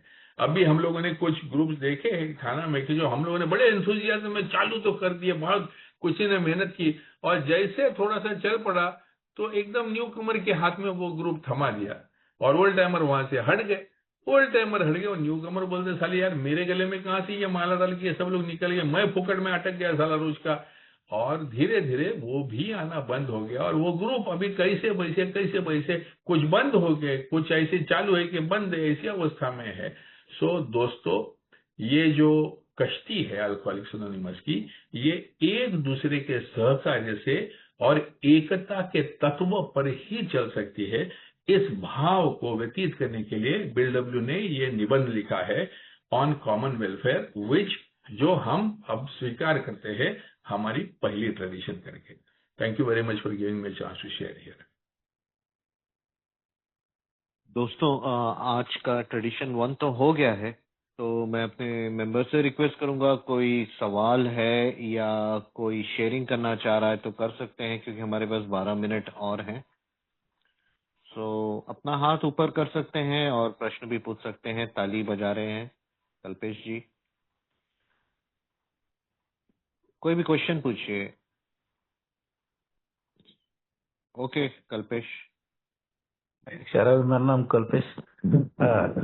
बढ़िया आपने बोला, लेकिन और एक जानना चाहता हूँ भूषण जी कि एक में हिस्ट्री में थोड़ा सा पहले लिखता है बिल डब्ल्यू, ये ट्रेडिशन आने से पहले, कि हमने हमारे पापों का ये इसमें किया है कि हमने हमारे पाप कबूल किए, और बोलते हैं कोई एक लेडी आई थी और उसने सारा पैसा एक को दिया था, उस बात के ऊपर उसने ये सब कुछ शुरू किया था। वो थोड़ा सा ज्यादा कहीं पढ़ने नहीं मिलता, वो क्या था? वो ट्रेडिशन 7 में आएगा आपको, रुकिए। अच्छा, हम्म ठीक है ठीक है। है और वो उसी जो वो जो इसका था। ट्रेडिशन 7 का जो बाद में का जो इंटरप्रिटेशन है जो बना, हाँ उसके हाँ। उसमें वो स्टोरी आती है, तो हम वो उस नहीं, टाइम वो डिस्कस जो करेंगे। पापों का मैं पूछ रहा हूँ, पाप उसने क्यों बोला कि हम वो लोगों ने आएंगे ना, पाप आएंगे किए? ना, धीरे धीरज आए, रखिए, आएंगे। अच्छा अच्छा, ओके, ठीक है। अभी ट्रेडिशन 1 एकता पे किसी को कोई संदेह है, या मैंने समूह में क्यों जाना चाहिए इसके ऊपर कोई संदेह है, या वही साले पुराने बुढ़े लोग आके डोमिनेट करते हैं ऐसा किसी को लगता है, या जो कुछ भी लगता होगा, आपकी ग्रुप में जो समस्या है वो समस्याओं को डिस्कस करते हैं। है आपके ना समूह में जो यूनिटी की समस्या है वो सामने ले आओ, हम उसे डिस्कस करते हैं। राहुल? दोस्तों, मेरा नाम राहुल है, मैं एक शराबी हूँ। एक ही मदद, आप लोग का साथ सहकार, कोई नशा नहीं किया। तो एक सवाल ऐसा है कि जैसा अभी ओल्ड टाइमर्स और न्यू कमर्स, ओल्ड टाइमर्स मैंने देखा है अल्कोहलिक एनोनिमस में कि ओल्ड टाइमर्स एक बहुत ज्यादा यानी उसका सोब्राइटी होता है, और नया न्यू कमर्स जो होता है वो थोड़ा पोलाइटली, उनके स्वभाव मैच ही नहीं होता है, क्योंकि वो बहुत टाइट पोजीशन में होता है और बहुत ज्यादा ये होता है। और उससे अच्छा 2-3 साल वाला उसको अगर समझाए शुरुआत में, तो ये गैप मैं अभी देख रहा हूँ। मैं भी ऐसा, मेरी बात कर रहा हूँ, मैं भी ये सब चीजें मैं थोड़ा रूट्स हो गया हूँ, और नया आदमी पोलाइटली काम नए आदमी के साथ कर सकता है। तो यहाँ पे ये गैप कैसे, हम उसको कैसे मेंटेन करें, ये रिलेशनशिप न्यू कमर्स का और ओल्ड टाइमर्स का? जैसा आपने अभी याद किया कि भाई खड़ूस हो जाता है स्वभाव, थोड़ा ये हो जाता है, तो इसको कैसा हम मेंटेन करें, हम कैसा उसको ये करें, वो एक सवाल था जिसकी वजह से यूनिटी को भी हम सिद्धांत की, न्यू ओल्ड टाइमर सिद्धांत की बात करता है और न्यू कमर उसको समझता नहीं है। दूसरी बात ये भी होती है कि नया आया हुआ आदमी हम उसको देना भी चाहते हैं अच्छे तरीके से, लेकिन उसकी मानसिकता नहीं रहती उस समय कि कि हम बोलना क्या चाहते हैं। तो ये गैप है, एक थोड़ा गैप है, दोनों की चीजों के समझ में गैप है। ये थोड़ा एक है, इसमें यूनिटी ब्रेक हो सकती है, आपको भी पता है ये होता है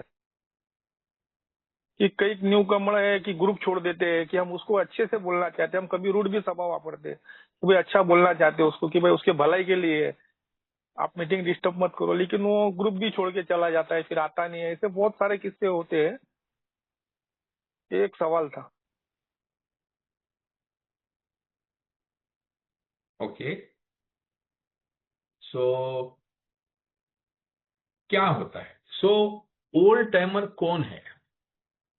कितने साल होने के बाद में हम लोग बोलेंगे कि ये ओल्ड टाइमर है, और कितने दिन या महीने तक हम लोग वो आदमी को न्यू कमर बोलेंगे? अभी फॉर एग्जांपल हमारे यहाँ पर समझो रिवाइवर ग्रुप का एग्जांपल मैं दूं, तो हम लोग जो 25 साल के ऊपर वाले हैं, क्योंकि ऐसे कई है, तो हम लोग अपने आप को ओल्ड टाइमर्स बनाते हैं, और जो 3, 5, 7 साल वाले जो है वो सब हमारे लिए न्यू कमर ही है। लेकिन यही अगर आप कोई नए एरिया में चले गए, जहां पर अभी अभी 2 साल पहले 3 साल पहले ग्रुप चालू हुआ है, वहां जो 3 साल वाला सोसाइटी वाला जो बंदा है वो ओल्ड टाइमर है, और जो कुछ चंद महीने आके हुए हैं या चंद हफ्ते हुए हैं वो न्यू कमर है। So old timer and new Qamar is a matter of perspective, यानी आप कहाँ खड़े हो वहां से वो ओल्ड टाइमर या न्यू कमर दिखाई देता है। अब होता क्या है कि समझो मैं जब भी अल्कोहलिक्स एनोनिमस में आया, और मैंने जो भी सुना, समझा, पढ़ा, उससे मेरा कार्यक्रम बन गया, और धीरे धीरे धीरे मैं यही कार्यक्रम लोगों को समझाते समझाते, जब कुछ लोगों को मैंने सोबर होते हुए देखा और ग्रुप को बनते हुए देखा, तो इन तत्वों के प्रति मैं रिजिड हो जाता हूं, यानी मैं चेंज होने के लिए तैयार नहीं होता हूं। और मेरा जो रिजिडिटी है ये मेरा सबसे बड़ा प्रॉब्लम है, क्योंकि जब न्यू कमर आता है उसको ए के प्रति कुछ भी नहीं मालूम होता है, वो सीखने के हेतु आता है और वो एक्सपेरिमेंट करने हेतु आता है, और वो जब ये एक्सपेरिमेंट करता है तो मेरी जो रिजिड ओपिनियंस है, तो मैं उसको कड़क भाषा में उसको सुधारने का प्रयास करता हूं। अभी ओल्ड टाइमर और न्यू कमर ये AA में जरूर होंगे, लेकिन इसका मतलब ये नहीं है कि न्यू कमर ने दुनिया नहीं देखी है। न्यू कमर ये कोई दूध पीता बच्चा तो है ही नहीं। न्यू कमर खुद एक 50 साल का दुनिया में स्वतंत्र, सक्सेसफुल, वेल एजुकेटेड, अच्छे परवरिश का आदमी हो सकता है। और ओल्ड टाइमर शायद ज्यादा पढ़ा लिखा नहीं, ज्यादा सुसंस्कृत नहीं, या अच्छे घर का नहीं है, ये हो सकता है। अब जो ओल्ड टाइमर इंसिस्ट करेगा कि जो मैं बोलता हूं वही सही है, तो वो न्यू कमर शायद मानेगा नहीं, क्योंकि उसके इंटेलिजेंस को, उसके लॉजिक को, वो जो ओल्ड टाइमर जो बोल रहा है आते रहो सब ठीक हो जाएगा, अबे आते रहने से क्या होगा वो तो बता। वो नहीं बता सकता मैं, क्योंकि मैंने सुना है लोग बोल रहे हैं मेरे को आते रहो सब ठीक हो जाएगा, तो मैं बोलने का काम कर रहा हूँ आते रहो सब ठीक हो जाएगा। और वो बोलता है आते रहो मैं तेरे को ही सुनूंगा, और तेरे को जो भी सुनना है वो वही तू बोलता है, हर मीटिंग में वही शेयरिंग 20 मिनट का रिकॉर्ड बजाता है। अब मेरे को बोर हो गया ये तेरा शेयरिंग सुन के। ये जब भी कॉन्फ्लिक्ट होने लगता है, न्यू कमर की अपेक्षा जब ये ओल्ड टाइमर्स पूरी नहीं कर सकते हैं, तो वहां पर कॉन्फ्लिक्ट होने लगता है। सो BW ने तो एक बहुत खूबसूरत तरीका दिया है। ही टॉक्स अबाउट जो मेंबर स्लिप होते ना बार बार, तो सपोज मैं एक लड़के के साथ काम कर रहा हूं, उसका नाम है राहुल, और अगर समझो राहुल को मैं मैसेज दिया, मैंने एफर्ट लिया, हॉस्पिटलाइज किया, उसको रिहैब में भी भेज के देखा, सब कुछ करके देखा, राहुल भाई आता है कभी महीना, कभी 3 महीना, कभी 2 महीना, कभी 2 हफ्ते, ऐसे सोबर रहता है, दोबारा पी जाता है, बार बार आता है। अब वो जब भी बार बार पीते रहता है, तो धीरे धीरे मेरी ऑब्जेक्टिविटी खत्म हो जाती है। भले मैं जानता हूं ये बीमारी ही है जो पीने के वजह से जानी जाती है, बार बार पीने की इच्छा होने से ही जानी जाती है, फिर भी मेरा पेशेंस खत्म होने लगता है। अब जब भी राहुल मेरे को फोन करे, मैं बोला तू साले मेरे को फोन मत करना, या राहुल जब भी फोन करे तेरे बोलने में कोई मतलब नहीं, तू साले 2 हफ्ते के बाद में वापस पिया होगा, इस टाइप के जजमेंटल स्टेटमेंट्स में बोलना चालू कर देता हूं। तो ये जब भी मैं करना चालू कर देता हूं, तो राहुल की अगर प्रामाणिक इच्छा भी होगी कि ये लास्ट बिंज है, इसके बाद में मैं ठीक रह जाऊंगा, तो भी उसका जो ओल्ड टाइमर है वो सोचता है ये सब तेरी नौटंकी है, तू 2 हफ्ते के बाद में दोबारा पीने वाला है। फिर न्यू कमर बोलता है यार साले ओल्ड टाइमर ही बोल रहे तो 2 हफ्ते के बाद पीने वाला है, तो मैं पी लूं। ये जो है ये मिसअंडरस्टैंडिंग होने लगता है। तो BW का एक बहुत खूबसूरत आर्टिकल है कि ये स्लिप मेंबर्स के साथ में कैसे बिहेव करना चाहिए। उसमें वो कहता है कि एवरी टाइम वो जब भी वापस आता है, तो उसको एक नए मेंबर के तरह ट्रीट करो, क्योंकि हम नहीं जानते हैं कब उसके ऊपर ईश्वर की कृपा होनी है। मैं तो सिर्फ एक वाहन हूं, मैं तो एक सिर्फ मैसेंजर हूं, मैंने तो खाली संदेश देना है। उसके दिमाग में वो कभी उतरना है, कभी समझ में आना है, उसने कभी ठीक होना है, वो उसकी मर्जी है। और मैंने कौन सा ठेका लिया है उसको सुधारने का। मैं तो अपने आप को सेफ रखने के लिए आता हूं। अगर उसने मुझे सवाल पूछा तो मेरी जो समझ है उतना बोल दे और खत्म कर। और अगर बार बार बोल के भी वो ठीक नहीं हो रहा है और वो तेरे को अप्रोच कर रहा है, तो बोल दे कि भाई तू मेरे पास नहीं, तो आगे से लकी के पास जा, लकी तेरे को ज्यादा बेटर मार्गदर्शन कर सकता है। क्योंकि अभी जब भी मेरा पेशेंस खत्म होने को आया है, तो तूने हट जाना चाहिए, बट न्यू कमर को जो बेस्ट सेकंड अल्टरनेट है वो तूने दे देना चाहिए। तो जब भी मैं लकी के पास दूंगा, तो लकी के लिए तो नया ही मेंबर है वो, और उसके लिए भी वो नया है, तो दोबारा पहले जैसा एक न्यू डे, न्यू बिगिनिंग के जैसा शुरुआत उनका हो सकता है। And the old timer as well as newcomer both will be benefited from this new relationship. तो हमेशा हमारे समूह में ओल्ड टाइमर्स और न्यू कमर का जो रिलेशनशिप है ये फ्लूइड रहना चाहिए। कई सारे ओल्ड टाइमर जो है वो बड़े पॉजिटिव हो जाते हैं, अरे ये तो मेरा रिस्पॉन्स था, वो उसके साथ क्यों बात कर रहा है, वो आजकल उन लोग के साथ में क्या। अरे तूने शादी थोड़ी की है यार, तूने एडॉप्ट थोड़ी किया है, तूने पैदा थोड़ी किया है उसको, वो तेरे जैसा दूसरा बेवड़ा है, उसको 4 लोगों से बात करने देना। और अगर तेरे पास से वो चला जाता है, दूसरा स्पॉन्सर लेता है, तो तू फ्री हो गया ना, तू और 4 लेना स्पॉन्सर, कौन सा शॉर्टेज है, कौन से बेवड़े कम पड़ने वाले। लेकिन हम लोग कभी कभी पॉजेसिव हो जाते हैं, और पॉजेसिव होने के बाद में हम लोग डिक्टेटर जैसा बिहेव करने लगते हैं। तो उसके बारे में हम लोग ट्रेडिशन 2 में सीखने वाले हैं, हम लोग उसके बारे में थोड़ी ही देर में समझने वाले हैं। भूषण, एक क्वेश्चन है। Thank you. एक क्वेश्चन है Bhushan ji from Vikas. I've been in service for around 5 years. and for the past few months I haven't been enjoying it. Is it normal to feel this way after doing the same continuously for several years? सो जो हम लोग यहाँ पर अभी 2-3 चीजें अलग आती है जो आगे वाले ट्रेडिशंस में हम लोग पढ़ने वाले हैं। कोई भी एक चीज, कोई भी एक कुर्सी पकड़ के ज्यादा समय बैठने का नहीं। जिस दिन मैं एक कुर्सी का एक्सपर्ट बन जाता हूं, उस दिन मैं दूसरी चीजें सीखना बंद हो जाता हूं। लेट अस से कि मैं पहला 1 साल जब भी मेरे को ग्रुप ने सेक्रेटरी करके मौका दिया था, तो हर टाइम पे मैं नया नया आइडिया सोच के जाता था। आज कौन सा टॉपिक करूंगा, आज मैं किसको बुलाऊंगा, फिर मैं फोन करके लंबे वाले मेंबर्स को बुला लेता था। आज आप आएंगे क्या, इस विषय पे बात करेंगे, क्योंकि मैं खुद लर्निंग मोड में था और मैं खुद बेस्ट पॉसिबल मीटिंग चलाना चाहता था। I wanted to prove a point. मैं लोगों को और खुद को पॉइंट दिखाना चाहता था कि मेरे जैसा मीटिंग कोई नहीं चलाता। लेकिन ये एंथुजियाज्म अगर आप दूसरे साल मुझे ही सेक्रेटरी रखोगे तो आधा हो जाएगा, तीसरे साल मुझे ही सेक्रेटरी रखोगे तो एकदम 10% बच जाएगा, और अगर 5 साल के बाद में भी मैं ही सेक्रेटरी करके वहां पर बैठ रहा हूं तो मेरा कंट्रीब्यूशन 0 हो जाएगा। अब मैं सिर्फ कुर्सी गर्म करने को आऊंगा और एक पाटिया डालने जैसा काम करके चला जाऊंगा, ना मेरा दिल उसमें है। As a matter of habit मैं वहां पर आके बैठता हूं और वो मीटिंग चलाता हूं, और ऊपर से मैं अभी वो कुर्सी मेरा अधिकार समझने लगता हूं। अभी कल आके लकी अगर बोलेगा कि अरे भूषण भाई जरा उठो, अभी मैं ग्रुप का सेक्रेटरी बोल दूं, तो मेरे को डायरेक्टली अभी ये मेरे ऊपर अटैक लगने लगता है, क्योंकि 5 साल से मैं सेक्रेटरी करके बैठा हूं, मेरी ये परमानेंट जगह हो गई, अभी मेरे को लाइफ मेंबर हो गया मैं। ऐसा ये सब चीजें अल्कोहलिक्स एनोनिमस में नहीं होती है। इनके बारे में हम लोग ट्रेडिशन 2 में ज्यादा बेहतर जानकारी लेने वाले हैं। Bhushan, the thing is like he says it's like doing different kinds of services of a. Also, he's getting bored. So there is a principle of rotation, which means you have to keep doing.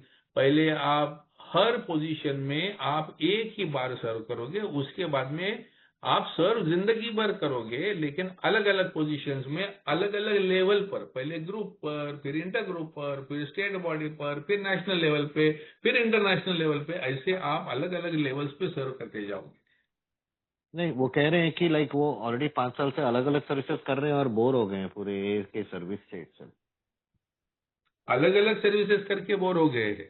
हाँ, 5 साल। अच्छा, तो यहाँ पर कुछ, हाँ sorry sir, because I am alcoholic sir, bore नहीं हो गए, मतलब वो इंजॉयमेंट नहीं आ रही जो पहले सर्विस में आता था, जो एक नशा सा होता था और एक मजा सा आता था, तो वो फीलिंग नहीं आ रही। मतलब कहने का मतलब ये है, बोर तो नहीं हुए लेकिन अकेले चल पड़े हो क्या, कोई साथ में नहीं है क्या लोग? साथ में है सर, लोग हैं। तो साथ में लोग हैं, अलग अलग प्रकार की सर्विस कर रहे हो, लेकिन एक ही लेवल पे कर रहे हो कि आगे आगे आगे जा रहे हो?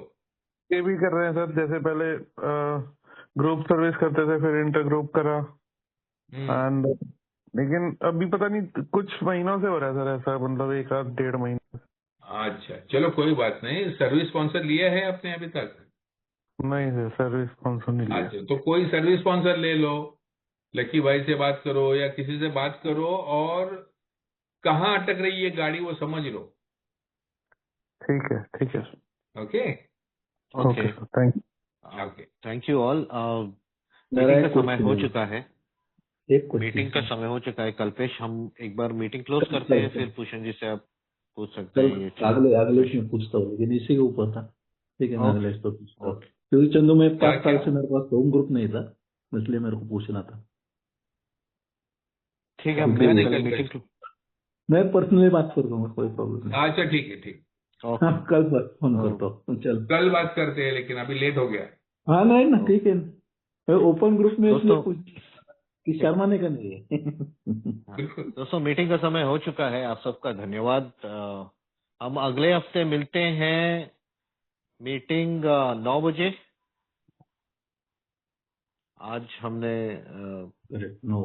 Is that okay? आप सबके साथ ओके है ये? यस, ओके है, सब ओके है। अभी ग्रुप पे डाल दीजिए दोबारा एक दफा कि भाई डिसीजन रिवर्स हुआ है, 9 बजे ही रहेगी हर शुक्रवार। ओके ओके, मैं आप सबसे रिक्वेस्ट करूंगा, आप सबका धन्यवाद।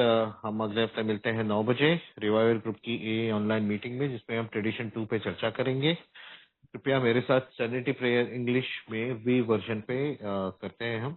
आप सब अनम्यूट कर सकते हैं अपने आप को। God grant us the serenity Grant us the serenity to accept the things we cannot change, to accept the things we cannot change, courage to change the things we can, courage to change the things we can, and the wisdom to know the difference. and wisdom to know the difference. Keep coming back. It works. It works. It works. Thank you all. Thank Chandu ji, you, लेकिन thank आज का you. जो इसका डाला था ना, जो कि हिस्ट्री का,